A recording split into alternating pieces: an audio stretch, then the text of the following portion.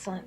Okay, so I'm going to go ahead and get started. My name is Jennifer Smith. I'm with a company called American Graphics Institute, and we've been around 20 years teaching people design. A lot of focus, of course, on interactive design for the last 10 plus years. But we are involved with a lot of companies. We see how a lot of people are creating their apps, their websites. Our backgrounds are in art and art history in a lot of cases, and we discovered that much of the stuff that occurred in history, mostly around the industrial time period, really reflects now in present modern design, and taking advantage of some of the principles that were established back then can help you as well in your design. And it actually makes your life easier once you understand a lot of these principles. It takes a lot of the stress off, gives you a little more confidence in your design. So I'm going to go over some of these things. I'm going to try to cram them in 15 minutes. So I might be going a little fast, but I'll be available for questions after. But basically, the really big thing I want to cover is design is all about planning and having some sort of plan. That's the big thing. And I do work with a lot of developers. I work with some that work in .NET, for instance, and they'll say they're going to create a game, and they jump right into Visual Studio, and they start typing code. And it's like, no, that's not design because you have absolutely no plan. And what happens when you don't have a plan is that your information is all over the place. And so, of course, information design equals the visual design. And I have to be really clear that I'm going to teach you some design principles to help you simplify and uncomplicate UI. But if you do not have a good grasp of information design, like where things should go, like for instance, this is a Mac I came across, that's bad organization. Something like this, if this is the organization of the content that you're trying to throw in a site, might end up like this. And Commonwealth Motors, I bought my car there. I feel really bad for them, but that is the perfect example of having a lot of stuff, a lot of distractions, a lot of information that maybe isn't necessary at that time. This is a cool little poster from the Bauhaus time period, and it says less noise, and it shows somebody. And that's exactly what your users are doing when they see something that's really complex. They're like, it's noise. It just distracts them. It takes them off their yeah. Oh. You use mine because we are recording and the sound doesn't go. Okay. Is it on? No. It's on. Okay. I think I have a pocket. Yay. All right. So something that is organized a little bit better, maybe this company, I love everything they do. Knoll, they design furniture. It's expensive furniture. I don't know how many of you would pay $1,400 for that chair, but it's really cool looking.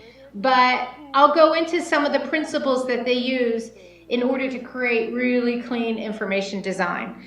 But before we even start, I have to make it very, very, very, very clear that if you want to create a great application, a great website, I just want to mention this, I'm not going to go into methods, but you have to start with research. You can't just take a guess as to what people want. Typically you go through some sort of process where you have research and you build scenarios and stories and an information architecture, perhaps with post-its. Where are these things going to go? You sketch a little bit, you prototype, you test, you do some more of that, and then you get to the visual design elements. You don't just design something that works well without just doing a little bit of preparation ahead of time. In fact, I have this little chart here that explains, a typical process. Business staff analyst, analyzing your business goals, usability engineering, the user experience planning, content publishing, information architecture, interaction design, and at the very end is visual design. And that's when you take everything that you know that has to be on the screen and create it beautifully. So why successful visual design is important to user experience. This is going to constantly communicate with your customer. It'll bring order and clarity to information, impact their decision in a fraction of a second, and it'll help you stand out from others. Why having great visual design is important for the site owners. Proven financial rewards. Helps you to appear trustworthy. Users are happier when they can reach their goals. Users feel more confident when using your site. And just to give some quick examples, obviously, Apple is one of the leaders in having great visual design, but they carry that design all the way down into their box, for instance. And I know that almost every person I know who has an iPhone kept the box because they love that vacuum sound it makes, you know, when you open it, and it's well designed. They know design, and talk about financial rewards. They're obviously benefiting financially. They take design seriously all the way down to the information packet, the how-to little how-to books inside their packages.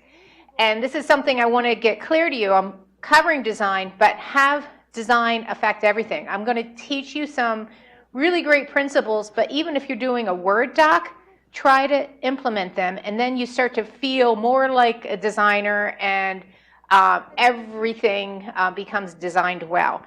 Null, again, designing everything beautifully, even their emails are beautiful, financially successful. Google, we don't even need to know. Thank God I bought stock in them like 10 years ago because it looks really good now. But what do these companies have in common? They keep everything simple. And how you keep something simple, again, is by doing research and only providing what the user needs at that time. They focus on the needs of the user, not the design. In other words, don't make something that looks really cool, got lots of drop shadows, corners, glows, if it serves no purpose. They use a fierce reduction of unnecessary elements. We do this all the time. We will, we call it through. We'll look at something, we'll be through, you know, like, do we really need that? Do we really need that extra border on there? Keep it simple, keep it tidy. Allow scenarios to drive the UI. Again, what I was saying before is only place features that are needed to complete scenarios. If a feature doesn't align with scenarios, somebody wants to throw in a weather widget on your site because they think it would be cool and it doesn't apply to anything, get rid of it.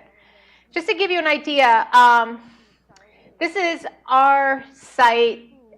We don't have time to design it, so we have our developer do it, who's awesome. But this is what he comes up with, and then when we get a hold of it, we take all this stuff like information, history, upcoming wish list. You know, no, we don't need all this. You know, it can be simplified down to something like this. They don't need the change password there unless they're asking for the change password. When they ask for the change password, it appears. So you give them only what they ask for, and it helps you. You'll see that we just organized it a little bit differently, and we're only giving them things that they need at the time. Google recognizes this. You go to their search, their main page, it's all about search. What do you do at Google? You search. What do you do at Yahoo? God, I don't know. You shop, you see the news, you whatever. It's taking you out of the primary reason why you might be there. Virgin Atlantic, why do you go there? Because you want to book a flight. Why do you go to United? Because I want to get a credit card, maybe explore Europe. Lots of distractions. Keep it based upon what the user needs. This is a big security issue. This is not a Coach website. This is a knockoff, and a lot of companies have knockoffs come in and take over their sales with knockoff websites. So this is not a Coach website, and you look at it and it's not really neat. It's not really tidy. They've got type over pictures that isn't readable, some just interesting color choices. This is not Coach. Again, some readability of type issues. Would you give them your credit card? I hope not, because you wouldn't get anything. But look at the difference. Neat, tidy, following a lot of principles, aligning to a grid, nice type hierarchy. You trust it, you give them your credit card. So it's not only about the visual look, it's about the trust that the customer has in you as well. So I'm going to talk about 5 tips to build a better visual design. Always start with the research. I can't say that enough. I'm not here to cover that part, but I'm sure a lot of other people are. Be familiar with how design of the past affects the present. I'm going to spend a fair amount of time on that because I think it's really interesting, and I think it'll inspire you for your designs. Understand balance and proportion. Really understand typography. Pay attention to details. Always start with a sketch, and have a sketchbook with you all the time, and come up with your ideas there before you implement them. So starting out, being familiar with how design of the past affects the present. And I'm going to start in the early 1900s, and just kind of go through this as quickly as I can, but a lot of what you see today was influenced by things such as industry, war, economy, politics. In fact, at the end of World War I, Europe was economically poor, but all of a sudden industry and mass production was very popular, which meant that since things were not created by hand anymore, things had to be created more simply so that they could be mass produced. And all of a sudden things had to be designed. So artists all of a sudden became very important. And many artists who were painters up to that point switched into being graphic designers or industrial designers because it was so critical that you actually design something well so that you could make multiple items instead of just one handmade item. At that time, a school was started, and a lot of people understand Bauhaus, or you might talk about Bauhaus style or whatever, but a lot of people don't realize that it was a craft school started in Germany in about 1919 by a gentleman named Walter Gropius, and it was funded by the German government because they were brilliant at that time, and they said, hey, all this stuff is happening, design is really important, let's school and fund all these great students and designers to design things well. And so they organized a bunch of great designers. They all shared the marvels of the modern industry, but they emphasized pure perfection and simplified design. So it started with the utopian definition, the building of the future. And a lot of people recognize this sort of design. It did become a philosophy. The big things, and again, this totally relates to what you're doing when you're creating your sites. Eliminate elements that do not matter. Function is form. Everything is designed. And I was telling you that before. Design everything. Make design accessible. Avoid over-stylizing. So, examples. This is a Victorian chessboard. But you look at one during the Bauhaus time period, really clean, simple, but look at the functionality.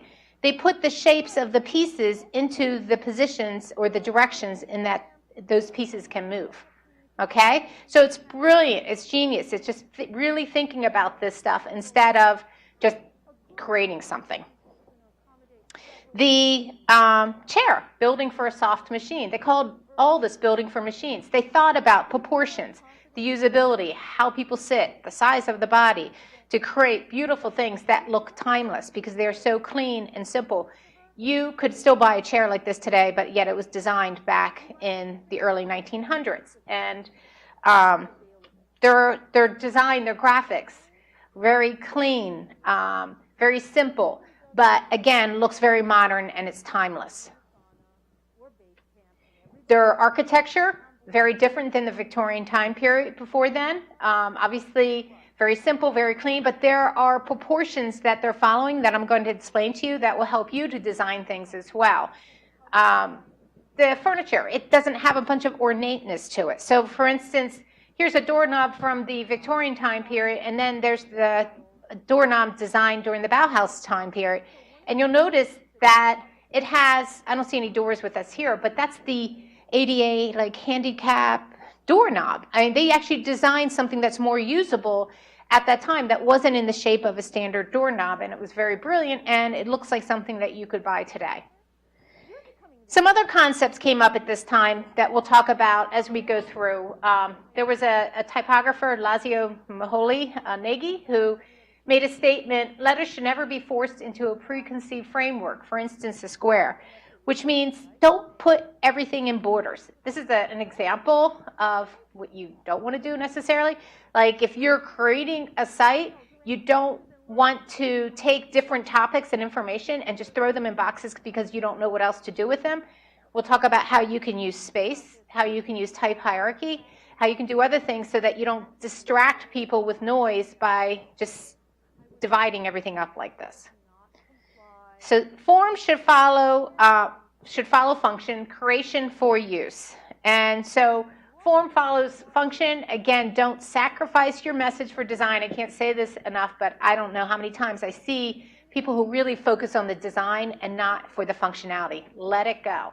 Focus on readability, narrative, and information first, artistic flair and frills second. Use your design to reinforce your message. So these were all important during this Bauhaus time period. Now, what happened to the school? In 1930, the Nazis came in power, and they considered them doing modernist experiments. They were forced the designers out or arrested many of them, and the contracts for the school were canceled. So, but still to this day, a lot of people still have a respect for German design. Like when it came to buying our dishwasher, we're like, the German one or the one made in Taiwan? You know, it's German always, it seems to have an impression that it's better, more well designed. So what happened next? The American School of Design was founded in Chicago. It only made it a year, and then it was rolled into another school.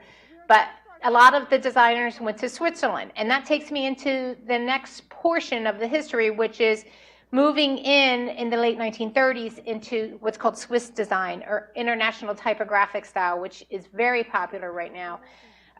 The Swiss, they call it Swiss design because they've always had a flair for really clean, simple design. They're probably the first country that went through a redesign on their passport and made them very beautiful instead of just information only. And but it wasn't only the Swiss, obviously, because it was all these other artists from Germany and such that immigrated into Switzerland. But, you know, they are known. There's the McLaren, just, again, having really nice design. And timeless design. The things that were done during this time period, very clean. We'll talk about the attributes to this, but again, looks like something that you could almost see today. In fact, if you guys are ever interested, this is a really cool website. It's called Swiss TED, and it takes all modern bands and turns them into Swiss posters, and they sell them for like $30. But I've bought a bunch of them as cool birthday gifts. They have tons, hundreds of them. But they do them in this cool, it's also fun just to look at, to see Swiss design and how it's handled. Really big on grids. And what I'm showing this slide for is mostly that timelessness. It looks neat, it looks clean, it doesn't look like something that maybe was done in the 1950s. In fact, there are a number of styles that carry through from Swiss style.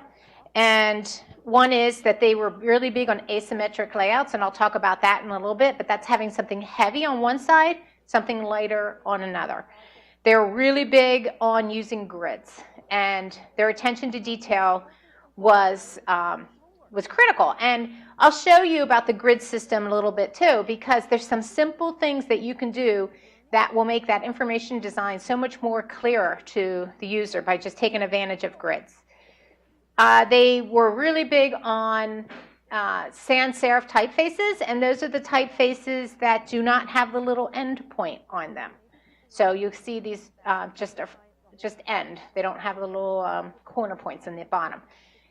They also were really big into flush left, ragged right text, which means everything's not centered. And I know I work with a lot of developers, and if I give them free rein, they're like, everything is centered. And that is not the way you want to go. It's almost a sign of weakness. We used to say, I went through my undergrad in design. It's funny because it was before they even had computers, but we were taught dead center is dead wrong. And it works in some cases, obviously, with simple statements, but you don't want to take a whole paragraph and center it. Other things that were popular at that time were a preference for photography in place of illustrations and drawings. Now, moving on, I can't go on without mentioning, sorry, I just hit my microphone, Dieter Rams. And I don't know how many of you, do any of you know Dieter Rams? Some of you might. No? Okay. Industrial designer for a company called Braun. And he was an industrial designer that took really complex items and converted them into very simple products. And so this, for instance, I love this. And when I'm teaching younger people, I always have to explain what this is.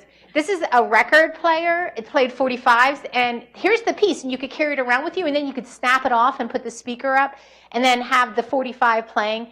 But you can see it spin the vinyl. And the only things that really had on it were the on, off, and the volume. And the proportions he used were beautiful. And I'll discuss those in a little bit. But any of you who have been through all the iterations of the iPod might recognize that it almost looks like the original iPod with the big dial. And that's because when Jonathan Ives of Apple, first, when he was younger, his parents got a processor, a juicer, that had no on-off button, and you just simply pushed the fruit down and it would blend, and you lift it up and it would stop, and it was designed by Dieter Rams from Braun. And it inspired him so much that he went on to create many of the products that you see today. But a lot of the products are based upon those same principles I talked about, that fierce reduction of unnecessary elements, only putting elements there that people need. It's relating to hardware, but Apple also relates it, of course, to their software, their websites, and everything else. So Jonathan Ives has been a big follower of Dieter Rams, and he has something called the 10 Principles of Good Design that Dieter Rams came up with. And here are just some of them. We'll just list them real quickly. Good design is innovative. It makes a product useful. That's your website. That's your app. You want to make sure it's useful.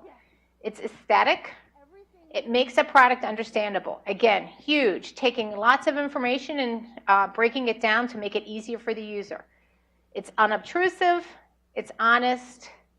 Long-lasting. Again, another really big thing that you see in many of these products that I'm looking at from the 1900s all the way through. We'll be going up to like the 1960s. Good design is thorough down to the last detail. This is things like the grid. You got text over here, you got text over here. Make sure they are aligned. You know, that little bit off is going to throw out some noise. Good design is environmentally friendly, and good design is as little as possible. And you get to as little as possible, again, by iterating, understanding what your user needs.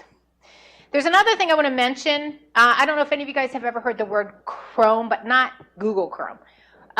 When we're designing things as UX designers, a lot of times we'll look at something and we'll say, it's got a lot of Chrome. And what that refers to is junk that isn't necessary on an app or a website. That could include a drop shadow. That could include glows. That could include borders where they're not necessary. The word chrome comes from 1970s, the cars, the station wagons that threw up paneling and chrome all over them that didn't really serve a purpose. That's what it comes from. It doesn't serve a purpose. You don't need it. Did the user ask for it? No, get rid of it. It's almost like cleaning out your closet. So giving you an example of reduction of chrome, here's Google's logo in 1998. And then just a couple years ago, it looked like this, and now it looks like this. Elimination of chrome, elimination of that 3D element, elimination of that drop shadow. Looks more modern, and amazingly enough, it's going back to the same concepts that they talked about during the Bauhaus time period, you know, in the also 1950s. A lot of people think Apple came up with this new cool flat design. Hopefully, after seeing this session, you've learned that that new cool flat design actually started with the Bauhaus time period and through the International Typographic style time period in the 1950s. They're simply reducing things that the customer or the user didn't ask for that are considered chrome. 3D, a shine, a drop shadow, and obviously you can do this too far. I know we're here with Microsoft, but I was around, I was actually helping them teach designers during the first release of Windows 8. And sometimes you can take fierce reduction of unnecessary elements too far, and then all of a sudden people don't know how to quit their applications and, you know, to find their control panel. And this has been fixed, fortunately, in 10, but it's important. So it's kind of like this. I love this because this is what you see in a lot of websites. It's like, it's all this stuff. What do you really need? These 4 buttons. You know, what do you really need? This 1 button. So consider this. And like I said, it's like cleaning out your garage. You know, it's like, okay, look at your stuff. Do you really need it? Do you really need it? If not, get rid of it. So let's talk about what you do with that information at this point. I want to mention balance and proportion. And I want to make sure that you understand that white space is not merely blank space. A lot of people don't understand white space. A lot of developers want to fill it in with anything they can. But there are some tricks that you can use that will build your confidence and make you feel better about leaving white space. And so it is referred to as negative space. It includes empty space on the page, including margins, space between columns, type, images, other graphics. It does require a balance between positive, non-white, and white. Without white space, your elements are lost and become noise. And this is the big thing that you want to avoid. A noisy app, a noisy website where people don't know where to look because there's just too much going on. Inexpert use of a design using white space basically looks incomplete. So if you don't know what you're doing, don't just leave white space. Like, have a reason for it. So we'll talk about some different methods. Symmetrical is easy. You're centering items on the page. Centering, centering, centering. That's right down the middle. Asymmetrical, this is the more of the international typographic style, the Swiss style, where they would put something heavy on one side and something lighter on another. Different examples of asymmetrical. Now, how do you know where to put this stuff, though? There are a couple tricks that we use, and some of you might be familiar with them, especially if you are a photographer. One, the easiest one, is you use the rule of thirds, where things are divided into 9 equal parts and important compositional elements are placed along these lines or their intersections. So to give you an idea, looking at this photograph on the left and one on the right, if you walk out of here doing nothing else, try to use this when you take pictures with your iPhone or whatever you might do.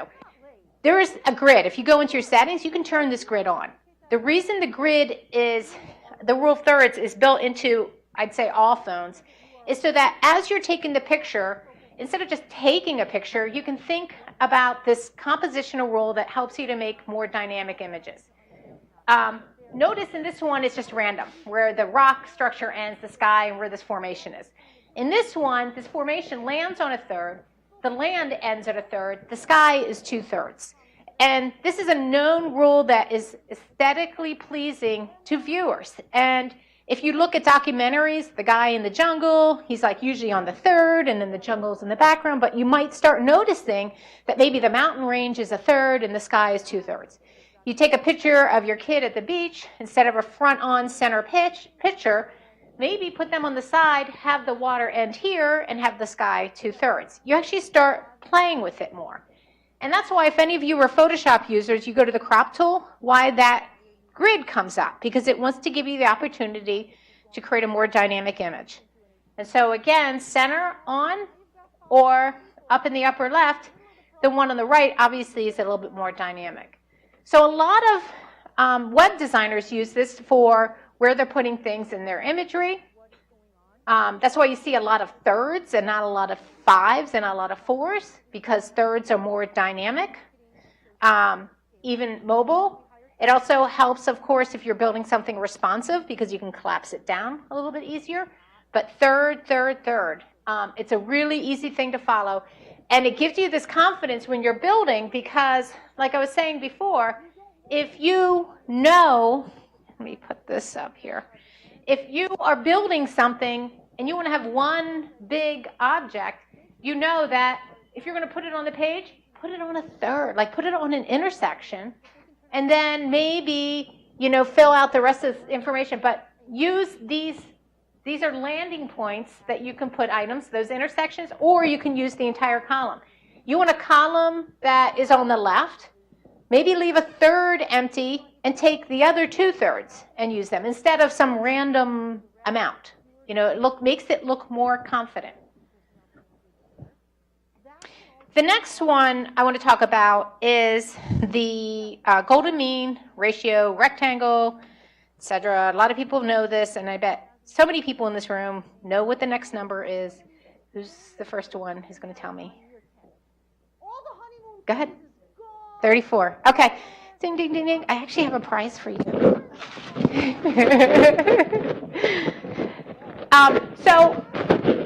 Wow. Sorry. This is being recorded in my lanyard. Hold on. There we go. Okay, I'll get it off my lanyard. Okay, so 0, 1 equal 1, 1 and 2 equal 3, 3 and 5 equal 8, 8 and 13 equal 21, 21 and 13. So you're seeing that with each of those two numbers, the sum is the next number. And how this was actually started or discovered was a mathematician in the 1200s called Leonardo of Pisa. He's also known as Fibonacci. He took part in a mathematical tournament, and he did an experiment with rabbit pairs and when they matured and when they could have additional rabbit pairs. And what he noticed is that when they multiplied in this proportion. And so the proportion was 1, 1, 2, 3, 5, 8. And it's actually something that's been reflected in nature. It's being noticed as being aesthetically pleasing to humans. It's also been used to analyze the proportions of things even such as the financial markets. But it's called the golden ratio, golden mean, golden rectangle. A lot of times you see it looking like this. This is just representing one big square that's been broken down. But basically, here even giving examples, people's faces follow a lot of these proportions. A lot of companies will use the proportions to build logos and things because they know it's aesthetically pleasing. You will notice there's certain people, it's really sad to say, but somebody said Angela Jolie has really long arms, and apparently she doesn't fit this proportion, but your limbs are supposed to follow this, the distance between your eyes, your forehead, that sort of thing. And how you can take advantage of it, and just so you understand in the simplest form what this is it basically starts with, if you want to create one yourself, you can start with a square, divide it down the middle, and then just spin that axis up, and that is what makes a perfect golden rectangle based upon those proportions. Or you can cheat and multiply square root times 1.62. But it was recognized early in the 1990s by Apple. And so if you remember before their phones came out, you had Blackberries with the squat little screen. All of a sudden the iPhone comes out with that nice, beautiful, big rectangle. That's a golden rectangle. That's based upon the Fibonacci numbers. It is based upon that proportion. The rectangle's not too long. It's not too squat. It's perfect. It's a golden rectangle. And so it's been taken advantage of in lots of websites, but even if you don't take advantage of it entirely, even just saying, I'm going to use a rectangle for a thumbnail, use the golden rectangle, so it's aesthetically pleasing. But you'll see also that this proportion can be broken down, and LinkedIn uses it for their columns, the width of their columns. And here's another golden mean. I actually am showing a product here. It's a $19 product called Phi Matrix Golden Ratio Design, and you launch it, and it puts a golden rectangle on anything that you're making. It puts it above the product so that you can stretch it and see where the golden mean falls into place. It's kind of interesting, and you can change it to a whole bunch of different grids and such. But I use a lot. You can see, here's just using the spiral and how it falls into place. But you'll also see the same proportion used in things, Arc de Triomphe, the Parthenon, using this even in home building. It's an aesthetically pleasing proportion that you can take advantage of in your designs as well. And even Dieter Rams took advantage of it to decide where things go. And things as simple as this. This logo is totally all golden region. It's not just AGI in a square. Where that I ends and where the top of the I ends, it's based upon, that's just taking that golden region and putting dotted lines out so you can see the proportion. But we use it in everything. We use it in our catalogs. Where's this type fall? Based upon the golden region. Where's, how big are the rectangles with the pictures in them? Golden rectangles. Like, we use it everywhere. Everywhere. That's that attention to detail that typically pays off. You're doing a PowerPoint deck like I am. You've only got one line of text. Where does it go? In the middle? No. It goes based upon the golden ratio. It goes a little bit above the middle. So everything has that detail in it. In fact, I have these up here that you guys can pick up on the way out. I think it's kind of fun to, see what the golden rectangle looks like. And okay, this has got to go. It is got to go. Sorry, folks who are listening to this when it gets recorded later.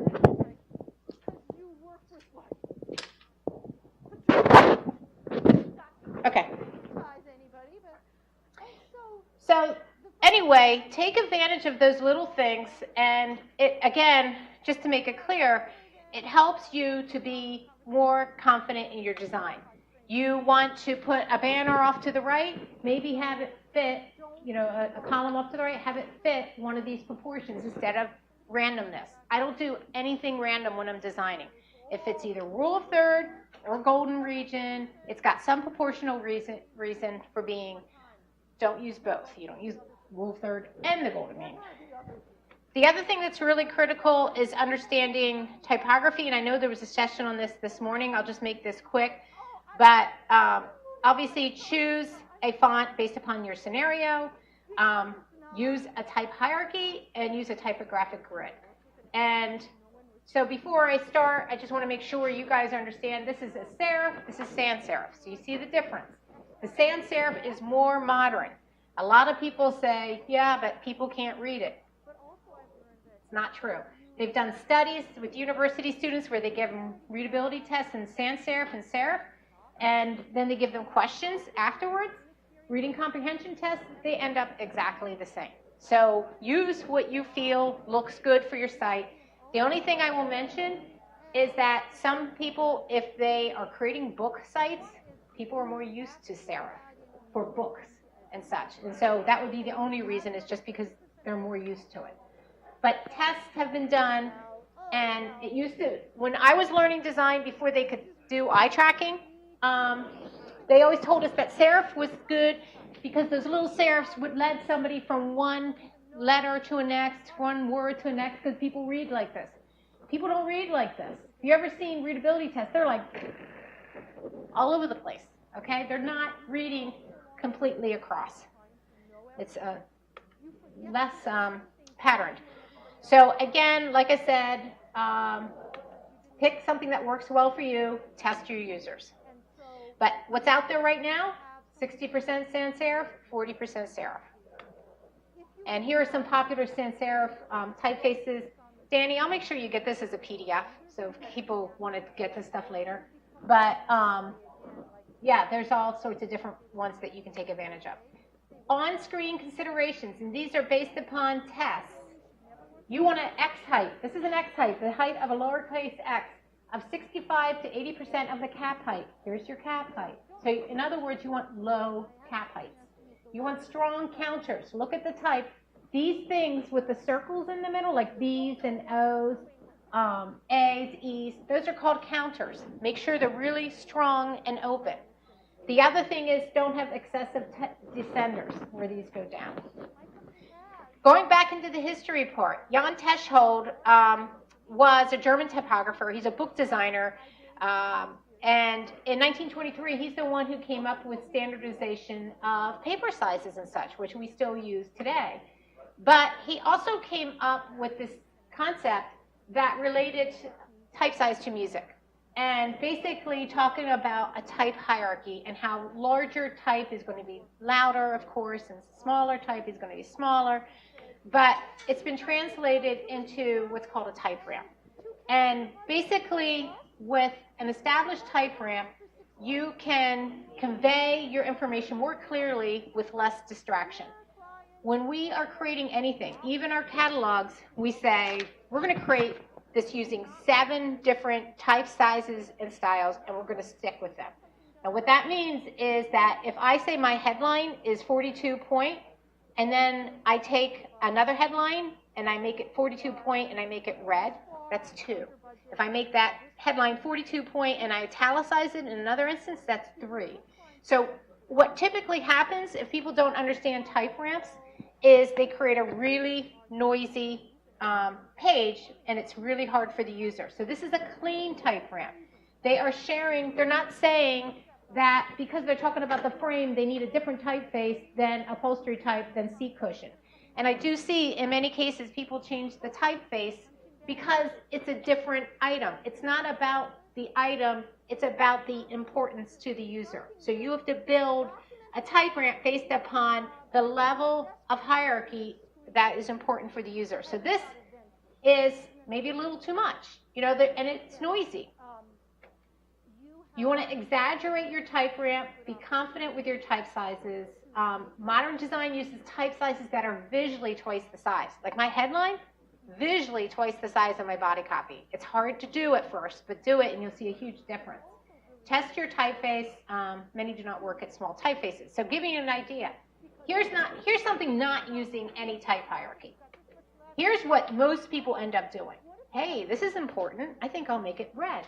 Hey, this is important, but it's a different importance of this other thing. So I'm going to make it red, and I'm going to make it italic. This is also important, so I'm going to make it a little bigger, red and italic. And so what happens is you keep introducing style after style after style, and it's noisy. You go with an exaggerated type ramp. You look at the information that's critical and important. You break it down to the least amount of styles. It's very clear, and it makes it easier for the user. In fact, this is a really cool website that I've been at Pearson, and they didn't even know they had this. Personified.com typography. If you go in and type what your body type size is, and then for how wide you want your content, it will give you a type ramp that you can use based upon the golden mean. Is that cool or what? So it'll say, oh, your body text is this, your headline should be this, your subtitle should be this, boom. And so it gives you something that you can start with for your styles. Don't forget things like leading. It's typically 20% of the size. This is important because if it's not close together, it's going to be noted as being unrelated. And other little things about type, flush left, as I was saying, this is based upon a lot of the things we discussed with the international typographic style. Flush left is most popular at this point, and it's based upon history. But if you are having a hard time deciding how wide columns are and such, the rules are basically 52 letters or 7 average words, and then break it. Centered text only if you have a small amount of text. Here's the important part that relates really strongly to the international typographic style, using a grid. And let me explain how this works. Basically, you pick the type size you're going to use. You create maybe in Illustrator, Photoshop, someplace. You create a dummy column of text. And you decide how big your typeface is going to be and how much spacing or leading is between each line. And that determines your entire grid. A lot of people think the grid is this vertical thing. When I'm talking about a typographic grid, which is even more attention to detail, it's not that grid that's going across. It's a grid that's based upon the type size and style you use, which means that with every website that you use, if you're using a different type size, you have a different grid. And so to give you an idea of how it looks like, zoomed in, when we're using a typographic grid based upon the type, you'll see that all baselines land on a line. Everything ends on a line. Our text boxes fit in the grid. This text lines up with this text. Everything, it's the attention to detail. And you're sitting there, we do a lot of this in Illustrator, is what we use a lot of, and we're nudging, and that's that attention to detail. But just a small amount of UI can look super clean when you do this. You're working really intensely, you're looking at that grid, making sure it lines up. You turn off that visual, and you're like, wow, that looks really clean. That's what we wanted. And as I said, you start out with just some dummy text in any InDesign, Illustrator, Photoshop. You choose the leading, and then if I am choosing that I'm going to use, in this case, I think it's 24-point type with a 35-point leading, I go into my preferences and I say, edit preferences, guide and grid, give me a baseline every 35 points. And then when I turn on my baseline in Illustrator, Photoshop, or InDesign, that gives me that underline that I can line everything to.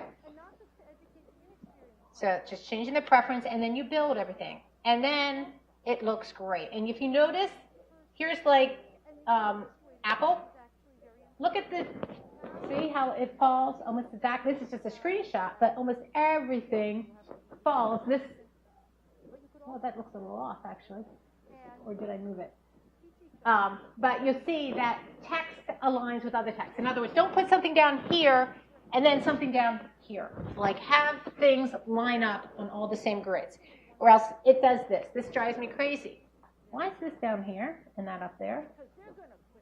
It's a distraction, right? Once you see it, you're like, oh, I can't stop looking at it. But that's a distraction, and it bothers the user. The last thing I'm going to say is always start with a sketch. Get a sketchbook if you don't have one. Prototype as sketches.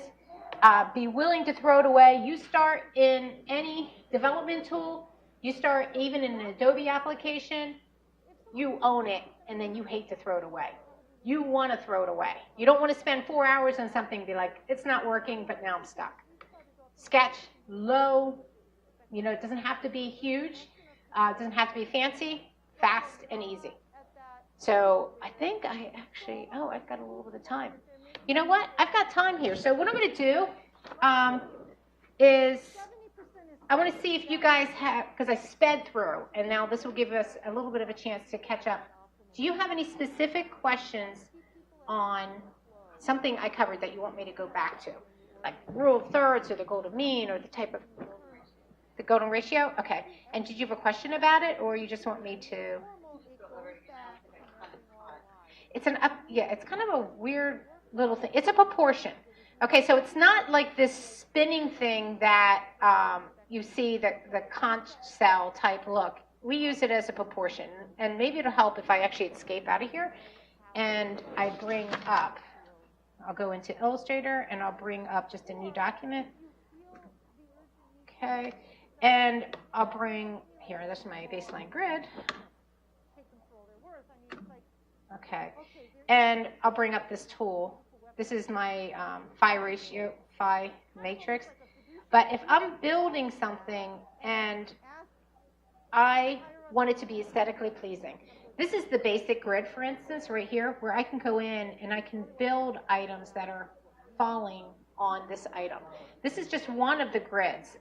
You can go in and you can add grid lines, and all it does is take that same proportion and keep breaking it down. So easiest way to understand this is if you start it with a square and you multiply it times 1.62, it gives you a square and a little rectangle off to the side. That rectangle is that whole item as itself is the golden rectangle, but that little sliver is the proportion that you can work with as well. So let's say you want a column over there, or you want to flip it this way because you want something at the top to be a certain amount. It is, I don't know, it's kind of hard to explain other than just this proportional amount. So like if you do work in Illustrator or Photoshop, you can easily get it. You know, like I want thumbnails, I'm going to make this square, but then I'm going to go up to the transform and I'm going to say, hey, this square, I'm going to put asterisk, which is the information that Illustrator needs to say times 1.62. And when I press the enter key, I now have a golden rectangle. And so if I'm doing a thumbnail, I might do it in that. I might not use it for everything, but whenever I need certain things, I'll take advantage of it. I have 2 more bags, so since you asked a question, you get one. This is like a designer kit. It's got a sketchbook in it and ruler and stuff. Does anyone else want the last one? Yeah. Anyone else have a question? There we go. Do you really have a question, or you just? I don't. You don't? No. You just want the bag. I do have some other sketchbooks. If anyone else has a question, yes. You touched on many parts. I know the time was short. Yeah. So any suggestion about the color combination? Oh, yeah. Okay. So colors, again, I'm an Adobe person. You know, I use a lot of these Adobe apps, but if I know that I'm going to use a certain color, let's say I know that this color is the corporate color, I definitely want to use green. There is something that's really helpful in Illustrator that's called the color guide that automatically comes up with compatible colors. And if you click on this arrow, it shows you all the different combinations you can come up with based upon the color wheel. So if I want to come up with something unique, I'm finding, you know, based upon high contrast colors, those would be good. Or if I want to use the triad. So it's based upon, you know, on the color wheel. Triad would be the 3 colors opposite each other. But then you know you're coming up with logical, aesthetically pleasing colors that you can take advantage of. So if you were to want to pick something you don't have Adobe Illustrator, you might want to get a color wheel and then start looking at these different combinations. But I just find this really easy because if I am using Illustrator, I can even go in here and have my, you can see I can have different shades of color and stuff applied really simply and easily just by pulling them out here. And it's not an Illustrator class, but you can even take an entire layout and switch it to a whole nother color combination like that, like just by pressing a button. So it's kind of cool. Yeah? I have a question, maybe not so much design, but you did this beautiful design, you're happy, you did all the right things. You send it to the client, too much white space, too much, they want the how do you do it? Okay. First of all, if you have confidence in your white space, you say, well, you know what, it's based upon the golden mean, and that is aesthetically pleasing to users. That's why I left this way, and over here, that's why I put this element here. It's going to actually draw somebody in to that information. If you have a reason behind it, I find the customers always are like, oh, okay. Like they get it. If you don't have a reason and you just did it because, then you feel less confident and you think, okay, maybe I do have to put that stuff in. But the more you know, and you explain, in many cases, I won't say, no, that's wrong. I'll just say, the reason is, you know, that border and the drop shadow is actually seen as a distraction, and it's going to probably take away from the user experience. Somebody's going to see that, not follow through on their goal. The reason I don't have your Visa card right there at the top is because you want them to come in here and actually make a subscription or, you know, whatever. But once you understand it and you explain it so they get it, you always get buy-in. I'd say, unless somebody's crazy, which a lot of people are, so I don't know. Anything? Yes?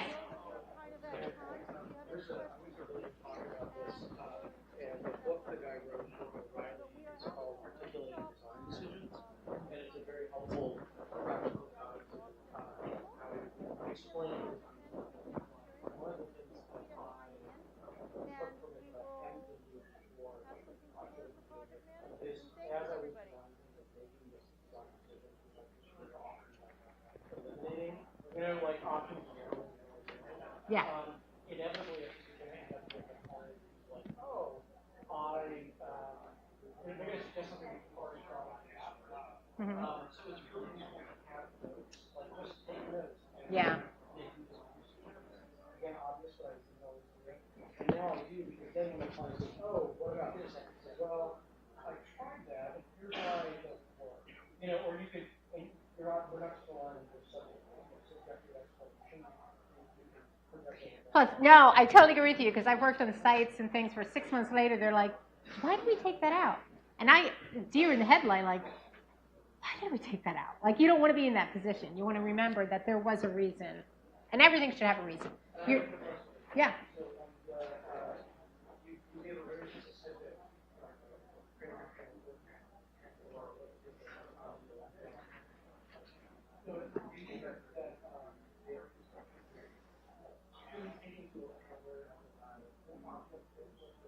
No, that's the same actually, based upon tests, but you can be flexible in that. What I'm trying to avoid is an entire screen being, you know, like something that should be 2-column being an entire screen full of text, which you frequently see. So it's flexible, but just don't push it. Yeah, and anything less is really tiresome. Yeah, yeah. Yes?